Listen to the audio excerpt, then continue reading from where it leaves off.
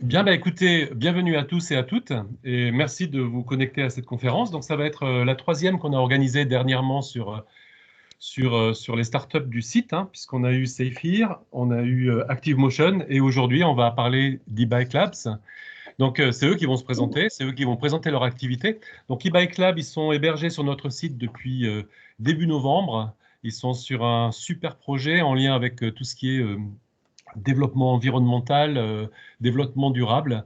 Et on est très heureux de les avoir et de pouvoir mettre en place des collaborations avec eux, techniques ou par rapport à l'environnement. Donc aujourd'hui, c'est effectivement l'opportunité de les voir se présenter et peut-être que ça peut générer chez vous des envies de collaborer avec eux et d'en savoir plus avec eux. Ben, je laisse la place à eBack pour leur présentation. Merci. Merci Thierry pour l'introduction. Donc en effet, donc déjà merci à tous d'être présents pour ce webinaire.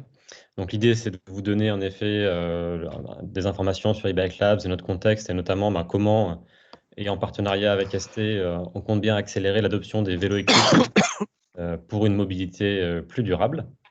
Donc pour ce webinaire, en fait, vous allez avoir trois interlocuteurs chez eBike Labs. Donc personnellement, je suis le fondateur et dirigeant de la société, donc je suis Maël. Donc je vais vous présenter d'une manière générale, on va dire notre marché, notre stratégie, notre produit. Ensuite, donc Paola, notre responsable communication, vous parlera un peu plus des actualités chaudes de la société, parce qu'on est sur un marché qui est en plein boom et donc il y a beaucoup de choses qui se passent actuellement. Et Cyril finira par donc un élément qui est une dimension très importante de notre projet, donc qui est la dimension impact et en quoi du coup notre société va transformer la mobilité. Donc pour démarrer, comme aujourd'hui on avait, on va dire à l'origine, on avait l'ambition de faire un événement sur place. Malheureusement, le contexte actuel ne le permet pas. Et souvent, quand on parle de produits, c'est un peu plus simple quand on est sur place parce qu'on peut faire des démonstrations. Et donc, en guise d'introduction, ce que je vais faire, c'est vous passer un petit reportage de Télé Grenoble qui vous donnera un aperçu un peu plus concret de notre solution et comment elle fonctionne.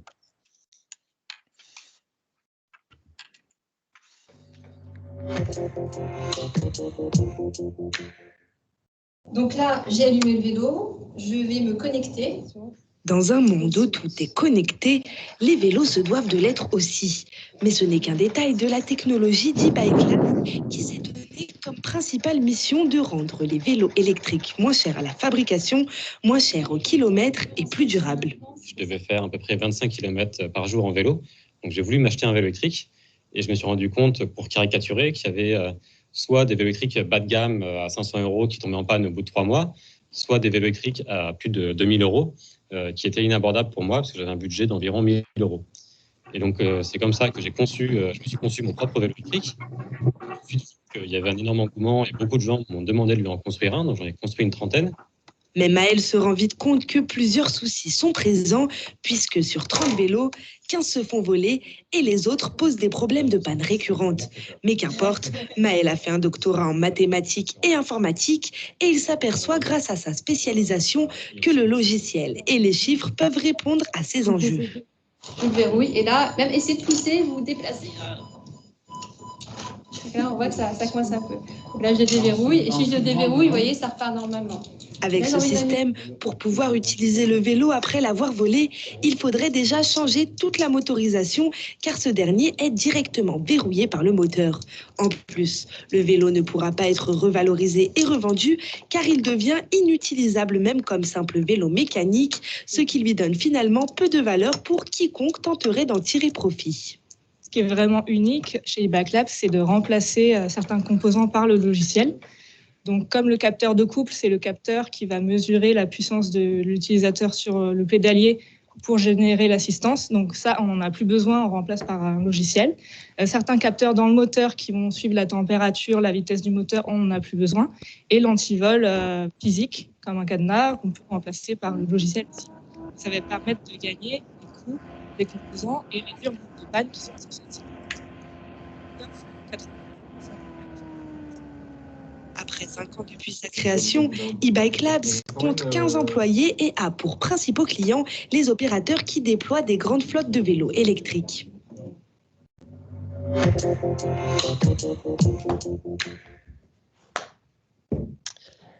Donc voilà pour la petite introduction. Donc voilà, c'était important pour moi de vous montrer des choses un peu concrètes des vélos, comment notre système d'immobilisation de vélo fonctionne et rend le vélo, on va dire, sans aucune valeur pour un voleur.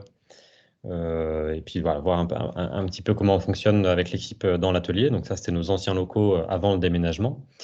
Et puis donc maintenant, on va passer à une partie un peu plus conceptuelle, qui est donc la présentation de notre société, qui est donc une start-up avec une forte composante technologique, donc on appelle les deep tech, et un fort potentiel de croissance, notamment parce on est un acteur de ce marché du vélo électrique, qui aujourd'hui est un marché qui est en plein boom. Donc à Grenoble, probablement que ça ne vous a pas, ça vous a peut-être un peu moins surpris, mais en tout cas, c'était déjà, donc le vélo électrique était déjà un marché très porteur en forte croissance. Et dans le cadre en fait de la crise sanitaire, ça a vraiment accéléré l'adoption du vélo électrique, si bien qu'on va passer de 200 millions de vélos électriques déployés dans le monde à 300 millions. Et en fait, ce qui est aussi super intéressant, c'est quand on demande à un automobiliste si on lui met à disposition un vélo électrique, est-ce qu'il va l'utiliser? En fait, dans près de la moitié des cas, oui, il va l'utiliser presque toute la semaine. Donc la situation est telle qu'en fait aujourd'hui, la demande dépasse largement l'offre, et ça crée des nouvelles opportunités pour des nouveaux acteurs comme e-Bike Labs. Alors pourquoi?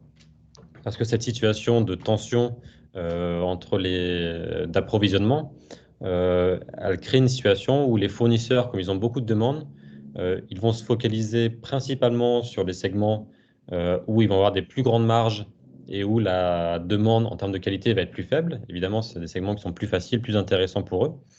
Et ça va laisser de côté tout un pan un marché important du vélo électrique, que j'ai nommé ici le vélo écologique, puisque c'est celui qui a le plus d'impact. Et le vélo écologique, c'est quoi? C'est le vélo qui est utilisé tous les jours et de manière intensive. Donc, un exemple de vélo à usage intensif, ce sont les vélos électriques partagés, comme les Vélib à Paris. Il faut se rendre compte qu'ils sont utilisés 15 à 30 fois par jour et ils sont 24 heures sur 24 dans la rue. Donc ça a une conséquence. La conséquence, c'est quoi? C'est que les taux de panne et les taux de vol sont 10 fois plus importants. Et ça fait qu'il y a des coûts faramineux à la gestion de ces vélos, puisque par exemple, l'ensemble du parc disparaît chaque année. Il y a environ 18 000 vélos et environ 18 000 vols par an. Et c'est ce qui fait notamment que la ville de Paris doit verser une subvention de 30 millions d'euros par an pour que le système, le service, puisse fonctionner. Et ça, en fait, c'est une situation qui est inacceptable aujourd'hui, ce qui fait que de tous ces acteurs qui sont dans un usage du vélo intensif, que ce soit du vélo partagé, vélo location, vélo de livraison, quelque part prennent leur destin entre leurs mains et designent des nouveaux vélos avec l'objectif de passer de vélos faits pour durer 10 000 km à 100 000 km, donc d'avoir une durabilité du vélo bien plus importante. Et c'est là où e-Bike Labs a une carte intéressante à jouer. Donc, qu'est-ce qu'on fait donc, concrètement chez e-Bike Labs? Aujourd'hui, avec notre nouvelle stratégie, on se positionne comme un acteur logiciel du vélo électrique. On peut faire la comparaison avec le Windows des PC, c'est-à-dire qu'on souhaite équiper la plupart des vélos électriques de notre logiciel. Et pourquoi est-ce que notre logiciel est intéressant? Pourquoi est-ce que quelque part, on aimerait tous l'avoir sur notre vélo?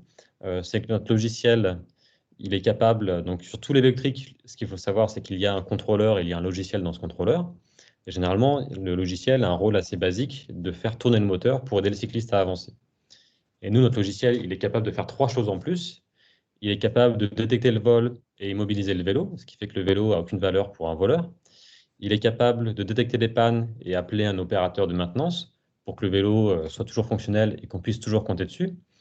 Et il est capable de remplacer des éléments électroniques comme les capteurs du moteur ou les capteurs de couple par du logiciel, ce qui fait qu'il y a moins de composants fragiles et moins de composants coûteux. Donc le vélo est moins cher et plus robuste. Et en plus de ces fonctionnalités additionnelles, comme on est un acteur focalisé sur le logiciel, on va pouvoir faire évoluer de manière continue notre logiciel et donc débloquer le potentiel d'innovation de nos clients. Et c'est donc ce positionnement et ces innovations qui a notamment séduit Toyota Tsusho, qui distribue notre solution en Asie et qui voit donc là comme un futur standard de la mobilité à vélo électrique. Donc, quand on parle de Windows DPC, on comprend qu'on a une ambition importante et on peut se poser la question, pourquoi est-ce que chez Bike Labs, on est bien positionné? Pourquoi d'autres acteurs ne l'ont pas fait avant? Et pourquoi on ne va pas se faire déloger facilement? Et ça, c'est grâce notamment donc, à nos investissements importants en termes de recherche et développement, qui nous ont permis de développer une intelligence artificielle qui va notamment être capable de remplacer un élément clé, un peu technique des vélos électriques, qui s'appelle le capteur de couple. Donc un capteur de couple, c'est quoi? C'est un élément qui est dans tous les vélos électriques, on va dire moyenne gamme et haut de gamme, qui permet de mesurer l'activité du cycliste lorsqu'il pédale et qui permet d'adapter le moteur à ce que fait le cycliste et ce qui fait que voilà, le vélo électrique fonctionne bien avec une bonne optimisation de la gestion de la batterie et une bonne sécurité. Donc c'est un élément qui est jugé comme indispensable. Et aujourd'hui, c'est un élément qui va coûter entre 50 et 100 euros et qui est disponible uniquement dans des grands ensembles moteurs, batterie fermés et complets, ce qui fait que pour un concepteur de vélo, le choix est très limité. Et donc nous, on arrive avec une innovation radicale on permet de se passer de ce capteur de couple et de fournir le même type d'assistance grâce à des calculs qui nous permettent d'estimer l'activité du cycliste basée sur les courants du moteur. Ce qui fait qu'on passe d'un coût matériel à un coût matériel de 0 euros, puisqu'on est sur une approche logicielle, et nous, on va pouvoir fonctionner avec tous les moteurs et toutes les batteries. Donc, on amène une ouverture de choix très importante pour les concepteurs de vélos. Et donc, c'est pour ça, quelque part, qu'on est en bonne position pour devenir un leader logiciel du vélo, parce qu'au moment où le concepteur de vélo doit faire le choix de son logiciel de vélo, on lui amène une valeur ajoutée très importante. Cette valeur ajoutée, donc, c'est de faciliter son design de vélo en amenant ce capteur de couple virtuel. Et ça, c'est ce qui fait notamment que nos derniers prospects, qui sont maintenant des clients, ont été séduits par notre approche. Donc, on a passé des premiers tests techniques. On a donc contractualisé des démonstrateurs qui sont en phase d'évaluation aujourd'hui. Et en parallèle de ça, on est sur des négociations commerciales pour des revenus annuels récurrents entre 1 et 3 millions d'euros selon le type d'acteur et les volumes de déploiement qu'il envisage. Ce qui fait qu'on a donc cet objectif d'avoir à ce premier semestre déjà un premier client avec un leader de la mobilité. Et donc concrètement, comment ça se passe? On va dire qu'il y a 3 grandes étapes. Donc il y a une première étape, évidemment, il faut séduire le concepteur de vélo de choisir notre vélo. Ce concepteur de vélo, ça peut être soit un opérateur qui déploie des vélos partagés, soit une marque de vélo qui les vend à des particuliers, par exemple. Et ensuite, une fois que ce choix est fait, le concepteur doit finir sa conception et lancer la fabrication de ses vélos, commercialiser son service. Et c'est seulement une fois que les vélos sont dans la rue que eBike Labs va toucher ses revenus via une souscription. Et ce modèle qu'on appelle Software as a Service, il a un énorme avantage. L'énorme avantage, c'est qu'on va pouvoir donc avoir une croissance de revenus qui est linéaire avec les revenus de nos clients. Et ça, c'est ce qui fait qu'on a donc un objectif réaliste d'atteindre 2,4 millions de revenus en 2023 et un peu plus de 30 millions d'euros en 2025, juste basé sur notre pipe commercial actuel. Parce qu'avec ce business model, on est ce qu'on appelle très scalable, c'est-à-dire qu'on va avoir, encore une fois, on va profiter de la croissance de nos clients et on va évidemment en séduire de plus en plus. L'inconvénient de cette approche, c'est que comme dans les phases de conception et de production des vélos, nous ne sommes pas rémunérés, ça fait que nous avons des revenus qui restent encore assez faibles pour les années 2021 et 2022, et donc on a un besoin de financement. C'est pour ça qu'aujourd'hui, on est donc dans cette phase où on est en train de rassembler 1,5 million d'euros pour pouvoir déposer des brevets et bien consolider la protection de notre innovation, pour rendre notre logiciel indépendant de notre matériel, parce que dans nos business précédents, on a vendu le matériel avec notre logiciel, et pour sécuriser donc 2 contrats avec des leaders de la mobilité, avec donc les activités de nos ventes et marketing. Donc les 3 jalons clés qu'on va passer, c'est donc cette contractualisation avec des acteurs à grande échelle, donc plus de 10 000 vélos, on va dire. C'est créer un écosystème de partenaires qui fournissent des logiciels, du matériel, donc des contrôleurs avec notre logiciel préintégré. Et c'est protéger au moment clé de déploiement à grande échelle de notre solution, c'est avoir une protection très forte de notre innovation. Et à partir de là, évidemment, on aura un boulevard pour devenir une norme, une future norme dans le vélo électrique. Donc aujourd'hui, notre stratégie pour rassembler ces 1,5 million d'euros, c'est de le faire via une campagne de financement participative sur la plateforme WeSeed, qui est donc une plateforme leader en France. Alors pourquoi est-ce qu'on a choisi de se faire financer via cette approche? Principalement parce que sur une plateforme type WeSeed, c'est une plateforme qui est complètement en phase avec notre objectif qui est double, qui est à la fois d'avoir un impact fort en termes d'environnement et de transformation de la mobilité, et à la fois d'amener un produit d'investissement, donc avec une vraie rentabilité pour nos investisseurs, et notamment grâce à la scalabilité de notre business model, qui fait qu'en franchissant les jalons dont on a parlé précédemment, on va fortement augmenter la valeur de la société et donc des actions. Et donc c'est vraiment, comme ces deux objectifs sont pour nous indissociables, c'est pour ça qu'on a choisi ce type d'approche pour avoir des actionnaires qui ont aussi ces deux objectifs-là dans le placement de leur épargne. Et donc aujourd'hui, on est en train de créer une société de plusieurs centaines d'actionnaires avec donc 4 objectifs. Donc un objectif de rassembler 500 000 euros, qui est donc le tiers de notre besoin de financement, sachant qu'on a bien avancé sur les 2 autres tiers avec des banques et des investisseurs professionnels. On a donc l'utilité de créer une telle communauté, c'est aussi de créer on va dire, un pool de compétences et d'expertise qu'on va pouvoir facilement solliciter de manière, on va dire, ponctuelle en fonction des besoins et évolutions de la société. C'est évidemment faire connaître notre société à un plus grand réseau, et ça, on sait que ça nous permet d'avoir donc plus d'opportunités de nous développer. Et voilà, comme je l'ai dit, donc avec cette notion, ce double enjeu d'impact et de rentabilité, ça c'est quelque chose ça nous tient vraiment à cœur de garder cette ligne de conduite pour toutes les prochaines années de la société, et donc d'avoir une communauté d'investisseurs qui partagent cette ambition-là. Ça me permet, je pense, de créer une intelligence collective et qui nous permet d'avancer et de garder un bon équilibre. Et cet investissement, donc, il est ouvert à tous sur la plateforme WeSeed. On peut investir dès 100 euros et jusqu'à 100 000 euros. Et aujourd'hui, pourquoi est-ce qu'on échange? C'est parce qu'on a un lien évidemment spécial avec les employés d'EST, parce qu'on a déménagé donc, sur le site de ST Grenoble il y a quelques mois, parce qu'on utilise donc, les produits ST. Et donc là, on est en train de migrer sur le STM32G4 en termes de microprocesseurs, qui donc est un processeur quelque part que l'on va imposer dans notre cahier des charges à nos partenaires qui vont fabriquer les contrôleurs. Et aussi parce qu'on utilise donc le kit de développement logiciel contrôle moteur de ST. Donc tout ça fait qu'il y a beaucoup de liens. En plus, ça ne nous a pas échappé que sur le parking des locaux, il y a énormément de vélos. Et donc je pense qu'aussi, au-delà de ces liens, on va dire, un peu techniques et pratico-pratiques, je pense qu'il y a très probablement un ADN, on va dire, assez commun. Et donc c'est pour ça qu'on est très heureux de voir qu'on a déjà donc quelques employés du site qui ont acheté des actions eBike Labs, et puis on espère que vous serez partant également pour passer à l'acte et devenir aussi actionnaire de la société, ce qui fait que ça va, en plus du partenariat qui est déjà mis en place avec la structure, ça va nous permettre également de continuer à renforcer nos liens. Donc voilà pour la présentation global de la société. J'espère que j'étais assez clair sur le contexte dans lequel eBike Lab s'inscrit. Et je vais passer la main à Paola pour nous en dire un peu plus sur ce qui se passe un peu plus en ce moment.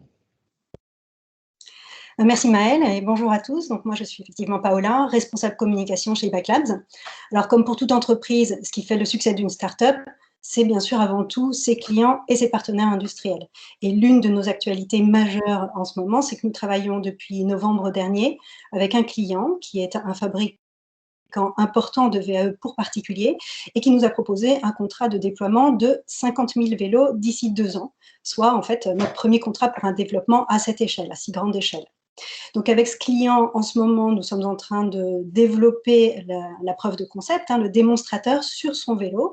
Et c'est d'ailleurs ce que vous pouvez voir sur notre photo, où on voit Valérie, notre assistante, qui indique là, tout au fond de l'image, notre groupe de développeurs et de testeurs sur le vélo de ce client. Et d'ailleurs, si vous travaillez de ce côté des installations de ST, vous n'aurez pas manqué de voir leurs allers-retours quasiment quotidiens voilà, c'est ce qu'on fait chez eBike Labs, on développe un logiciel et après on le teste directement sur le vélo. Donc, ce contrat, pour nous, bien sûr, il est très important et il est d'autant plus important qu'il nous permet également de concrétiser 3 points.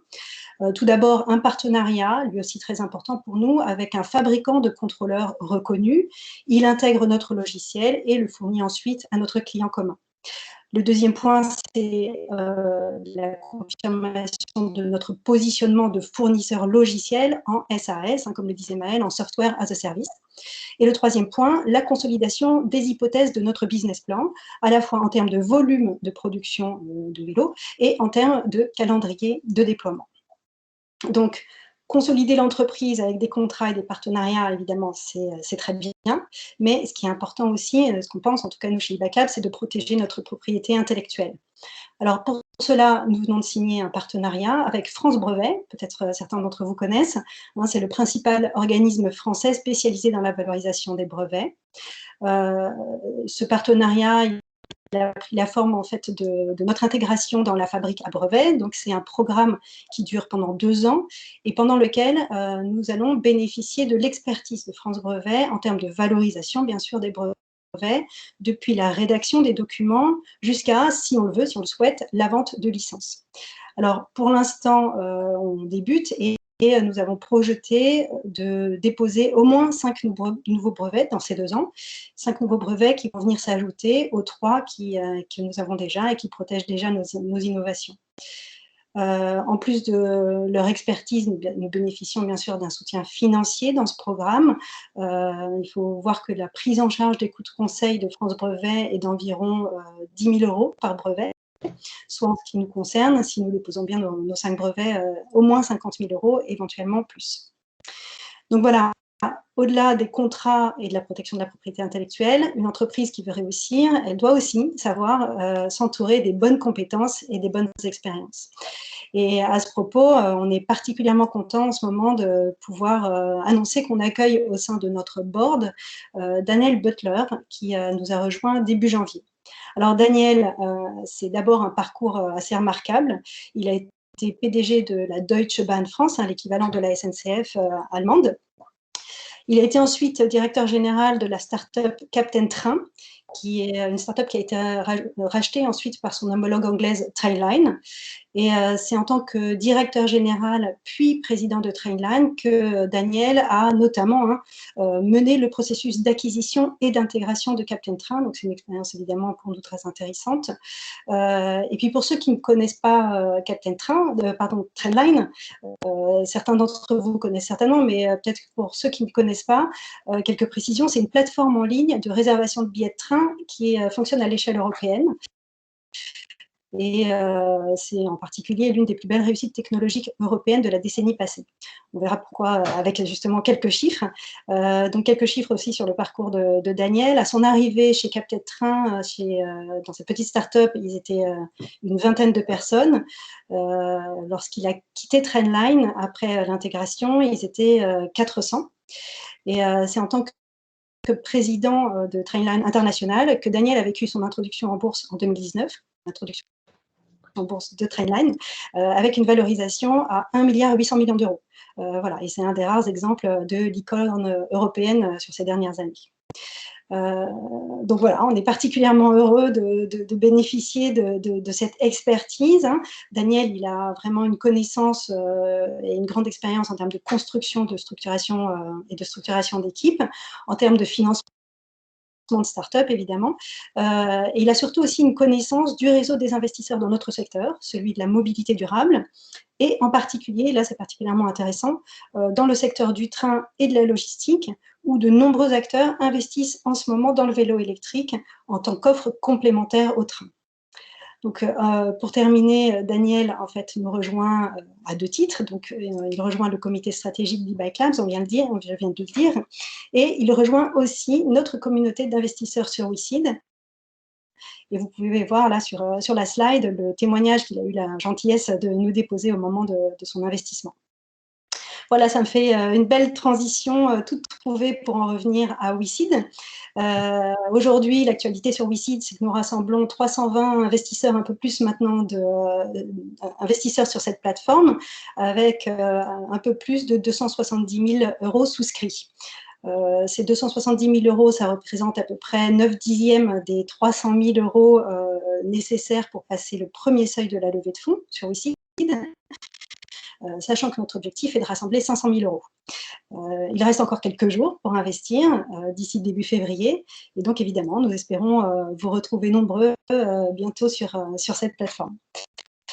Voilà, Maëlle vous l'a dit, WeSeed nous accueille pour notre capacité à apporter de la rentabilité à nos actionnaires, mais aussi et surtout pour notre volonté d'avoir un impact réel sur l'environnement et sur la qualité de vie en ville. Et pour parler de ce sujet en particulier, donc notre impact et la mobilité durable plus généralement, je passe la main à Cyril. Oui, merci Paola. Donc bonjour, moi je suis Cyril Romera, je suis cofondateur et directeur financier de la startup. Je suis un ancien d'ST Microelectronics. J'ai travaillé sur le site de Grenoble pendant 12 ans. Voilà, pour ceux qui s'en souviennent, c'était à l'époque dans le groupe PPG de Philippe Gère, Philippe Lambinet et plus particulièrement j'ai travaillé pour Jean-Yves Larignon au sein du Microcore Development Tools. Voilà, c'est un petit peu un retour aux sources pour moi au bout de 25 ans dans les locaux d'ST. C'est assez rigolo pour moi de revivre ce moment-là. Donc, cette mobilité durable au service de notre qualité de vie, nous la vivons tous chez eBike Labs au quotidien, car on va dire que pratiquement 100% de nos employés, des 17 employés, viennent sur le site à vélo ou en transport alternatif.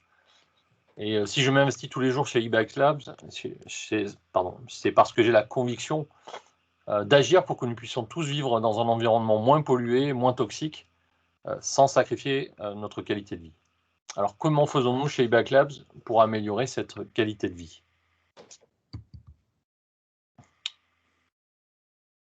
Eh bien, en permettant aux opérateurs d'économiser, donc les opérateurs de flotte, comme l'a dit Maëlle, on vise plusieurs marchés, mais celui des opérateurs, c'est-à-dire des gens qui vont déployer des centaines de vélos, des milliers de vélos électriques en parallèle dans nos villes, c'est le marché qui attend le plus, je dirais, de nos innovations. Et en permettant aux opérateurs d'économiser un peu plus de 500 € par an et par vélo, de l'étape de la conception du vélo à son usage, ça leur permettra d'être plus rentables, plus rapidement, et donc de déployer plus vite plus de vélos électriques. Alors 500 € économisés par an, c'est la possibilité de multiplier par 2 le nombre de vélos disponibles en 3 ans. Et une étude de 2017 de l'Université de Brighton a montré que plus il y avait de vélos disponibles, plus les trajets effectués par vélo déployé étaient nombreux, et ce, au détriment des vélos, des trajets en voiture. Le doublement d'une flotte en 3 ans permettrait ainsi une baisse corrélée de moins 25% des trajets en voiture, mais aussi une baisse importante des émissions de CO2 et d'autres polluants. Donc, vous l'avez compris, notre objectif, c'est de permettre le déploiement de flottes de vélos partout dans le monde, et c'est parce que nous allons faire gagner de l'argent aux opérateurs que cela sera possible. L'usage des vélos électriques a donc un impact positif sur l'environnement, mais il a aussi des effets bénéfiques pour la santé. Il ne nous a pas échappé que ces derniers mois, les ventes de VAE donc, ont explosé, c'est ce qu'a dit Maëlle. Le pic des usages des flottes de VAE est proche de celui observé lors des périodes de grève. Pas plus tard que ce matin, on entendait, je ne sais pas si vous avez entendu la chronique de Camille Cronier sur France Inter, qui est la spécialiste environnement, qui parlait donc de cet engouement, des chiffres impressionnants de vente. C'est une bonne nouvelle car le vélo électrique répond à 3 enjeux majeurs de santé publique. La distanciation physique. On nous demande, surtout en cette période de Covid, de respecter effectivement cette distanciation. Mais aussi la pratique d'une activité physique quotidienne et régulière. L'usage du vélo électrique permet cette pratique régulière en se rendant à son travail en vélo, par exemple. Tout cela est démontré par de nombreuses études scientifiques, dont une auquel nous avons participé et que vous pouvez retrouver, je pense, sur notre site internet. Et un troisième point, c'est le côté inclusif du vélo électrique. En effet, contrairement au vélo musculaire, le vélo électrique s'adresse vraiment à tout le monde, aux hommes, aux femmes, aux urbains, aux périurbains, aux plus jeunes, aux moins jeunes, et ça, quelle que soit sa condition physique. Cependant, pour relever ces défis environnementaux et de santé publique, il va falloir lever des gros freins. Le premier frein, c'est le frein de notre indépendance en matière de dépendance en matière de R&D vis-à-vis des fournisseurs asiatiques. Pour que cette révolution des transports puisse se faire, il faut que nos clients puissent se développer et développer des services au profit des usagers, et les contrôleurs que se fournissent nos clients sont des boîtes noires pour eux, qui leur interdisent de pouvoir développer des services que les usagers attendent. Ils sont bloqués car ces acteurs chinois ne s'intéressent pas à ce marché. Et nous voulons, chez eBike Labs, ouvrir cette boîte noire et libérer tout le potentiel d'usage et de service que les clients sont en droit d'attendre. Nous voulons vraiment construire une véritable industrie européenne du vélo électrique. Et nous pensons que ça va passer par, évidemment, des technologies de plus en plus locales, pérennes, et qui permettent justement d'ouvrir tous ces services à l'ensemble des opérateurs et des usagers. Voilà, moi j'en ai fini. Je repasse peut-être la main à Maël pour la conclusion. Oui, merci Cyril. Donc voilà, j'espère qu'on n'a pas été trop long et qu'on a été clair sur nos propos. Donc je pense que voilà, vous l'avez compris, donc eBike Labs, c'est une société donc, qui a démarré il y a 5 ans à Grenoble, qui compte maintenant 17 employés. Donc on a démarré, on va dire, un petit peu en avance de phase du boom de ce marché-là. Ça nous a permis donc de récolter énormément d'informations sur le marché, de construire notre technologie et quelque part d'avoir donc une stratégie maintenant bien établie sur un marché sur lequel on a une bonne notoriété. Du fait du boom actuel, on a une actualité qui est très chaude avec beaucoup de choses qui se passent et un début d'année qui est parti sur les chapeaux de roue. Donc tout ça, on est très heureux parce que tout ça va dans le sens de notre mission. Et des raisons pour lesquelles on a créé la société, donc d'accélérer l'adoption du vélo électrique. Donc voilà pour le contexte global de la société. Donc j'imagine que vous avez des questions, donc on sera très heureux d'y répondre. Oui, Maël, il y a beaucoup de questions qui sont apparues dans le chat. Donc peut-être si tu peux ouvrir ton chat, tu verras. Alors peut-être que j'arrête de partager, c'est ça? Hop. Non, tu peux... Afficher la conversation. Ah oui. Voilà. Donc, il y a effectivement les connexions de tout le monde et après, on commence à y avoir... J'ai une première question que je vois de Julien Thévenon. Maël, si tu veux, c'est « Bonjour, comment du logiciel peut-il remplacer des capteurs ?» Oui, alors c'est une bonne question. Il y a un des capteurs qu'on remplace qui est une technologie ST, qui est la technologie contrôle moteur sensorless, où donc c'est des estimateurs qui permettent par une analyse des courants du moteur, qui permettent d'estimer la vitesse et la position du moteur. Donc ça permet déjà d'utiliser des moteurs qui n'ont pas de capteur de position, donc des moteurs qui sont moins chers. Et aujourd'hui, 90% des pannes moteurs sur les vélos électriques, c'est des problèmes de capteurs qui vieillissent plus vite, qui supportent mal l'humidité, etc. Donc ST a déjà développé ce type de techno, et donc nous on a rajouté ce qui amène vraiment un retour sur investissement, c'est notre capacité à extraire des courants du moteur, l'activité du cycliste, et d'utiliser cette information pour avoir une bonne régulation, ce qui fait que quand on fait des tests AB entre un vélo équipé d'un cadre de couple et un vélo équipé de notre logiciel, aujourd'hui c'est très difficile de faire la différence. Donc c'est par l'analyse, par des modèles temps réel qui nous permettent d'estimer ce qui se passe, et avec des méthodes de régulation qui permettent de prendre en compte en temps réel ces informations. Ok. On a la question suivante, je vais prendre dans l'ordre. Une question de Corinne. Quelle contrepartie pour les investisseurs ? Alors la contrepartie principale, c'est de posséder des actions eBike Labs. Donc c'est quelque part, c'est de devenir actionnaire, de posséder une petite partie de la société. Ensuite,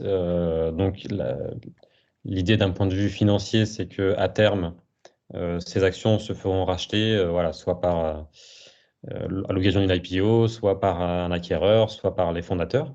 Et à ce moment-là, ce qu'on prévoit, c'est des plus-values très importantes, Si on suit le plan de développement qu'on a prévu, ça permettra voilà, aux actionnaires d'avoir à moyen long terme des plus-values importantes. Donc c'est une contrepartie, on va dire, purement financière. Après, évidemment, pour nous, l'objectif, c'est de créer aussi un lien particulier avec tous ces actionnaires. Et donc, on va échanger régulièrement, on va les informer, on a des événements. Quand ça sera de nouveau possible, on va créer des événements pour se réunir et puis voilà, parler un peu plus de la société et de ses développements. Et en particulier, pour les personnes qui sont sur le site, on pourra aussi assez facilement échanger régulièrement. Oui, je pense qu'on peut aussi ajouter un bénéfice symbolique qui est celui de participer à une entreprise qui veut avoir une action sur l'amélioration de nos conditions de vie en ville et sur l'environnement en général. Et ça, c'est une motivation importante, on l'a vu parmi les personnes qui ont déjà investi. La question d'après, donc c'est une question de Luc. Qui sont vos concurrents et de quels moyens disposent-ils ? Alors, nos concurrents, on a plusieurs types de concurrence. Aujourd'hui, quelqu'un qui veut concevoir un vélo, en effet, il va avoir le choix de prendre notre logiciel ou pas. Donc, souvent, dans un premier temps, ils vont prendre on va dire plutôt du matériel, justement, ce qu'on appelle un peu boîte noire, un peu bas de gamme, avec des contrôleurs pas très chers. Ils vont se rendre compte, après des déploiements, qu'en termes de performance, c'est pas forcément suffisant, ça leur amène beaucoup de soucis. Donc, c'est là où ils vont souvent une nouvelle forme de concurrence qui apparaît, c'est qu'ils peuvent avoir le réflexe de vouloir développer en interne aussi leur propre logiciel de contrôleur. Et là, quand ils font ça, généralement, ils se rendent compte qu'en fait, c'est un métier en soi, que c'est difficile, que leur solution reste moins bien qu'un acteur comme nous qui est focalisé, et puis que c'est aussi très dur à maintenir un logiciel et une technologie comme ça. Et donc, nous, notre objectif maintenant, c'est vis-à-vis des concepteurs de vélo, c'est justement de raccourcir ce temps d'apprentissage et évidemment qu'ils adoptent directement notre solution. Donc, je dirais qu'il y a soit des solutions de qualité inférieure, soit des acteurs qui vont développer en interne leur propre solution.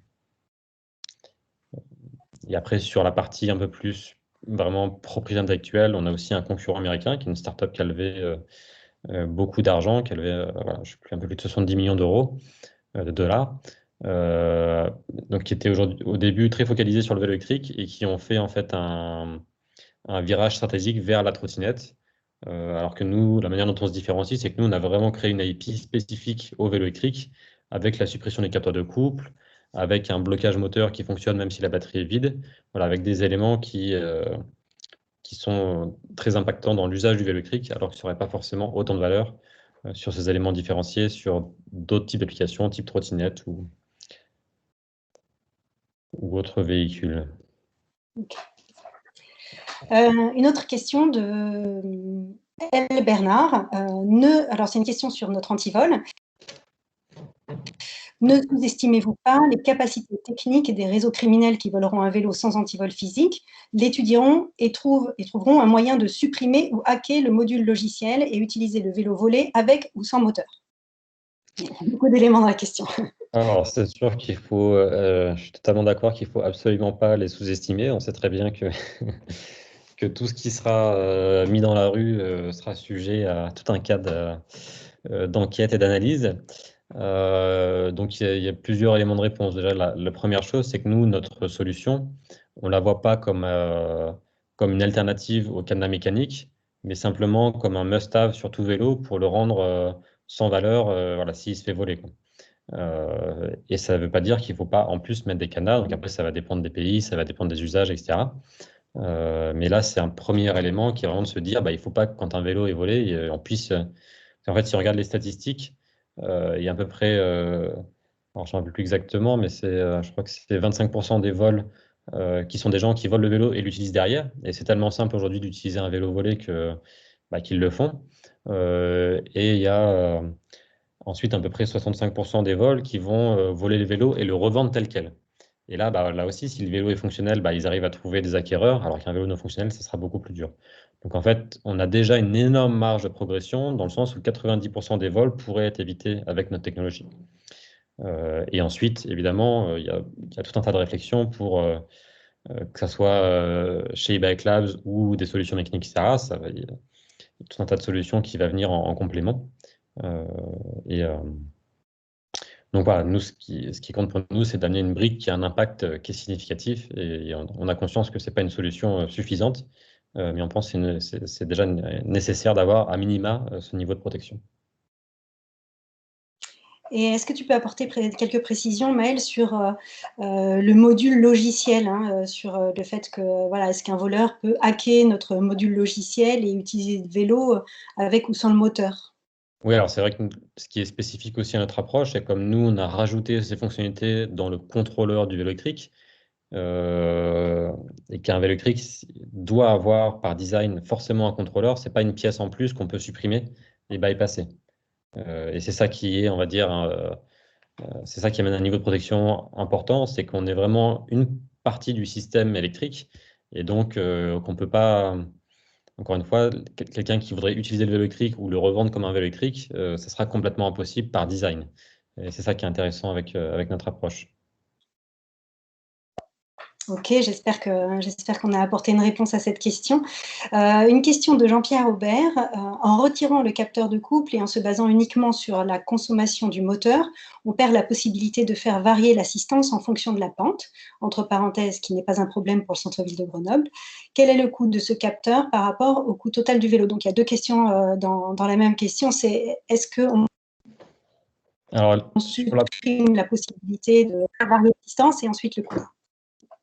Donc sur la première question, en fait, c'est aussi deux éléments indépendants. C'est-à-dire que ça fait aussi partie de nos valeurs ajoutées. Alors on le met un peu moins en avant parce que ce n'est pas forcément le plus criant pour un concepteur de vélo, mais en effet, on considère dans nos critères pour une bonne assistance, c'est qu'en effet, elle s'adapte à la pente. Donc ça, c'est des choses qu'on a pris en compte dans le développement de notre logiciel et qui fait que le comportement en côte est différent qu'un comportement à plat. Et ça se fait aussi d'ailleurs via l'analyse des courants du moteur.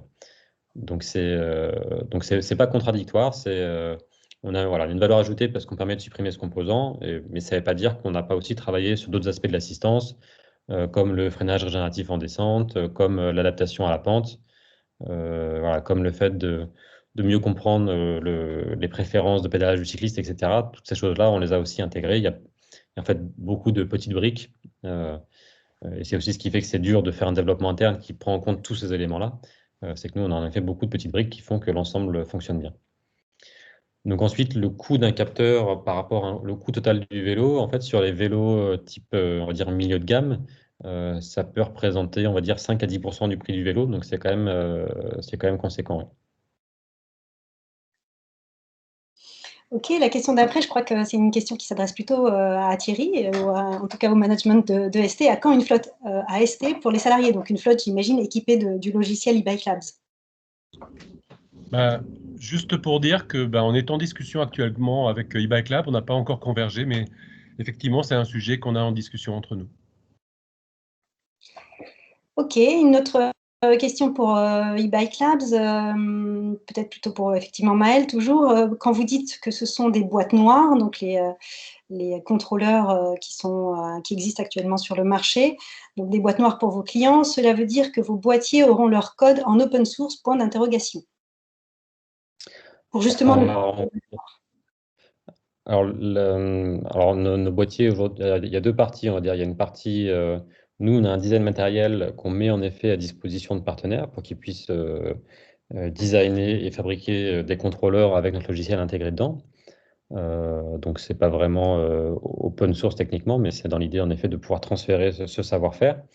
Et sur la partie logicielle, notre approche, en fait, c'est qu'on puisse venir assez facilement échanger avec notre logiciel sur tout un tas d'entrées-sorties, donc qu'on soit beaucoup plus flexible. C'est aussi qu'on ait un partenaire local de proximité. Donc là, par exemple, on a notre client qui est sur site aujourd'hui, donc il vient, il teste les vélos, les démonstrateurs, les progrès qu'on a fait, on enregistre ensemble les données et puis on voit comment on peut du coup améliorer notre logiciel par rapport à leurs besoins. Donc c'est cette flexibilité-là qui fait on n'a plus un côté boîte noire, parce qu'en fait il y a le côté boîte noire, mais il y a aussi le côté on va dire statique dans le temps où voilà, il y a un développement qui a été fait, puis derrière il évolue pas du tout. Et le dernier élément, qui est plus un élément, une vision à moyen-long terme, qui est notre souhait, en effet, de pouvoir ouvrir notre logiciel à d'autres développements logiciels pour que certains acteurs, voilà, à terme, puissent développer leurs propres briques au sein de notre logiciel, sachant que nous, il y a des parties, on va dire, qui sont très critiques, où il y a des éléments de sûreté, etc., qui fait que ça ne peut pas être complètement ouvert. Mais il y a d'autres parties, il y a plein de choses à faire en ouvrant le plus possible notre logiciel, justement, à des add-ons pour que nos clients puissent développer d'autres innovations, se différencier, etc. OK. La question suivante de Philippe. Bonjour, allez-vous vous intéresser au vélo hybride rechargeable, entre parenthèses, enroulant et léger? Alors, on s'y intéresse déjà, puisqu'en effet, notre logiciel est capable de générer le freinage régénératif dans trois situations. Il y a une situation qui est on peut en fait choisir une vitesse à partir de laquelle le vélo freine tout seul. Donc, par exemple, ce matin, lorsque je suis descendu au Frontanil depuis ma montagne, moi j'ai activé un frein moteur dès 20 km/h parce qu'il y avait un risque de verglas, donc ça permet de descendre tranquillement et sans se mettre en danger. Ça va être un freinage relatif qui va s'appliquer du moment où on freine avec le vélo. Et donc ça permet aussi de diviser quasiment par 10 l'usure des freins. Et on a aussi fait des démonstrateurs avec des acteurs de la recherche en santé pour faire des vélos d'entraînement où on peut, en fonction de son pédalage, avoir différents niveaux de freinage. Donc voilà, ça fait partie en effet des possibilités qui sont aujourd'hui très mal exploitées sur le marché parce que ça demande un peu d'intelligence justement pour pouvoir le faire rentrer dans un usage de manière correcte. Et ça fait partie des choses intéressantes. Ok, une question sur notre intelligence artificielle, une question de Julien. Vous parlez de modèle temps réel et de régulation pour l'analyse des courants du moteur. En quoi est-ce différent de la régulation classique? En quoi y a-t-il de l'IA? Alors, donc nous, ce qu'on prend comme en quoi on considère que c'est de l'IA, c'est qu'on a une capacité de notre logiciel, en fait, justement, à comprendre son environnement, à comprendre ce que fait le cycliste, à comprendre dans quel contexte, est-ce qu'il est en pente ou pas, etc. Donc, on a rajouté, en effet, tout un tas de modèles pour comprendre les situations et adapter la boucle de régulation à cette situation. Et c'est donc cette capacité à apprendre le contexte du cycliste et de la route qu'on appelle IA. Et qui fait qu'on a quelque chose d'un peu plus sophistiqué, on va dire, qu'une simple boucle de régulation classique. Ok, on reconnaît bien là les questions des ingénieurs et du profil d'employés de chez ST.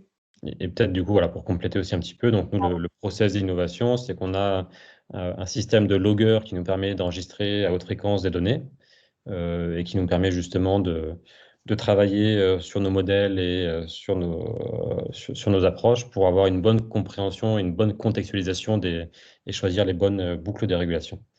Donc, en effet, on ne peut pas vraiment parler d'un... il y a un apprentissage qui se fait sur la base de jeux de données qu'on a préenregistrés qui nous permet de trouver les meilleurs modèles qui vont représenter au mieux ce qu'on cherche à faire.